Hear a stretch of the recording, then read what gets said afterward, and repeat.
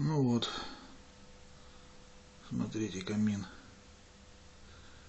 весь обложенный с небольшим рисунком до самого потолка.